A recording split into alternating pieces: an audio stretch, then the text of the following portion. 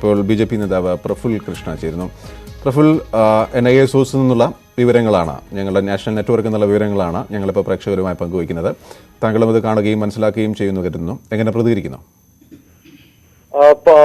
Popular ഫ്രണ്ടിന് ഇത്തരത്തിലുള്ള തീവ്രവാദ സംഘടനകളുമായിട്ട് അഭേദ്യമായ ബന്ധമുണ്ട് എന്നുള്ള ഞെട്ടിപ്പിക്കുന്ന വിവരങ്ങൾ കഴിഞ്ഞ കുറച്ച് ദിവസങ്ങളായി പുറത്തു വന്നുകൊണ്ടിരിക്കുകയാണ്. മുസ്ലിം ബ്രദർഹുഡുമായിട്ട് PFIക്ക് ബന്ധമുണ്ട്, IS ബന്ധമുണ്ട്, അതുപോലെ അൽ ഖ്വയ്ദയുമായിട്ട്, അതുപോലുള്ള എല്ലാ തീവ്രവാദ സംഘടനകളുമായിട്ടും പോപ്പുലർ ഫ്രണ്ടിന് ബന്ധമുണ്ട്. മാത്രമല്ല, പോപ്പുലർ ഫ്രണ്ടിന്റെ പ്രവർത്തനങ്ങൾക്ക് വേണ്ടി ഈ എല്ലാ സംഘടനകളിൽ നിന്നുമുള്ള ഫണ്ട് ലഭിച്ചിട്ടുണ്ട്. മാത്രമല്ല, വലിയ രീതിയിലുള്ള കോടിക്കണക്കിന് രൂപയുടെ ഫണ്ട് കേരളത്തിൽ, ഇന്ത്യയിലും ഇതുപോലെ തന്നെ തീവ്രവാദ പ്രവർത്തനങ്ങൾ വ്യാപിപ്പിക്കാൻ വേണ്ടിയിട്ട് ലഭ്യമായിട്ടുണ്ട് എന്നുള്ള വിവരം അത് പച്ചയായിട്ടുള്ള യാഥാർത്ഥ്യമാണ്.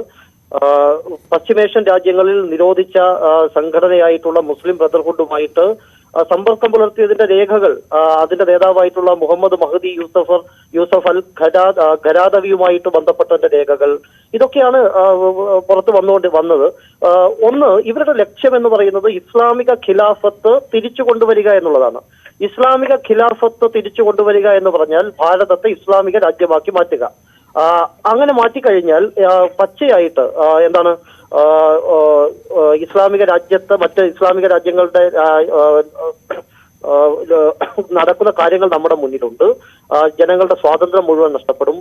മാത്രമല്ല, ഇസ്ലാം മത വിശ്വാസികളല്ലാത്ത മുഴുവൻ ആളുകളും ഇവർക്ക് കാഫിറുകളാണ്. അവർക്ക് അവരുടെ ജീവിതത്തെ മുഴുവനായിട്ടും അവരുടെ എല്ലാവിധ സ്വാതന്ത്ര്യവും നഷ്ടപ്പെടും. അത്തരത്തിലുള്ള ഒരു ഖിലാഫത്തിന് വേണ്ടിയാണ് പോപ്പുലർ ഫ്രണ്ട് ശ്രമിച്ചുകൊണ്ടിരിക്കുന്നത്. സത്യം പറഞ്ഞാൽ വളരെ ധീരമായിട്ടുള്ള നടപടിയാണ് കേന്ദ്ര സർക്കാരിന്റെ ഭാഗത്തു നിന്നുണ്ടായിട്ടുള്ളത്. ഇന്ന് പോപ്പുലർ ഫ്രണ്ടിന്റെ മിക്കവാറും കേരളത്തിലെ ഓഫീസുകളെല്ലാം തന്നെ സീൽ ചെയ്ത് കഴിഞ്ഞു. മറ്റു സംസ്ഥാനങ്ങളിലും ആ നടപടിക്രമങ്ങൾ വളരെ ഏറെക്കുറെ പൂർത്തിയായി കഴിഞ്ഞിരിക്കുന്നു. ശക്തമായിട്ടുള്ള നിലപാടുകളുമായിട്ട് കേന്ദ്ര സർക്കാർ മുന്നോട്ട് പോവുകയാണ്. ഈ സാഹചര്യത്തിലും കേരളത്തിൽ CPM-ഉം അതുപോലെ തന്നെ കോൺഗ്രസും ഈ പോപ്പുലർ ഫ്രണ്ട് തീവ്രവാദികളോട് വളരെ അനുകൂലമായിട്ടുള്ള നയമാണ് സ്വീകരിച്ചുകൊണ്ടിരിക്കുന്നത്.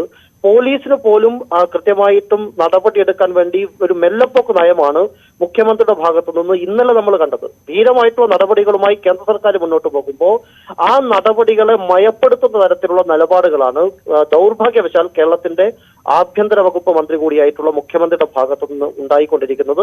പോപ്പുലർ ഫ്രണ്ടിനെ നിരോധിക്കേണ്ടിയിരുന്നില്ല എന്നുള്ള ഒരു നിലപാടാണ് CPM പ്രഖ്യാപിതമായിട്ട് പറഞ്ഞുകൊണ്ടിരിക്കുന്നത്. CPM-ന്റെ പാർട്ടി സെക്രട്ടറി ആയിട്ടുള്ള ഗോവിന്ദൻ മാസ്റ്ററുടെയും അതുപോലെ തന്നെ ചെന്നിത്തലയുടെയും അതുപോലുള്ള CPM-ന്റെയും കോൺഗ്രസിന്റെയും നേതാക്കന്മാരുടെ നിലപാടുകൾ ഈ തീവ്രവാദികളുടെ പ്രവർത്തനങ്ങൾക്ക് ശക്തി പകരുന്നതാണ്. അത്യന്തം ദൗർഭാഗ്യകരമായിട്ടുള്ള നിലപാടുകളാണ്. ഇത്രയും ഗുരുതരമായിട്ടുള്ള ആരോപണങ്ങൾ പൊതുജന മധ്യത്തിൽ പുറത്തു വന്നിട്ടും ഈ നേതാക്കന്മാർ വെറും ന്യൂനപക്ഷ വോട്ടുകൾക്ക് വേണ്ടി. ഏതായാലും ഞങ്ങളുടെ നാഷണൽ നെറ്റ്വർക്കിൽ നിന്ന് ലഭിക്കുന്ന സൂചനകളാണ് നമ്മൾ പ്രേക്ഷകരുമായി പങ്കുവച്ചത്.